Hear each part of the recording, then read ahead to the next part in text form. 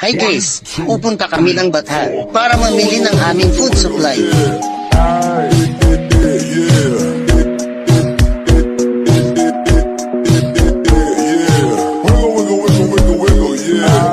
Yun, nakarating din.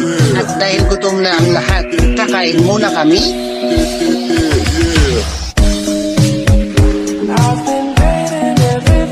Ayun oh, naparami ata ang order namin. Siyempre, ligpit natin para bawas trabaho sa waiter. Papunta na kami sa bilihan.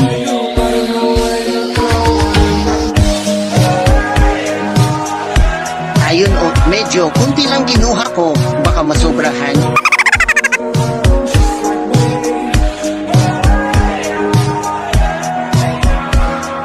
At dahil nakabayad na ang lahat, uwian na. Yun lang guys, salamat.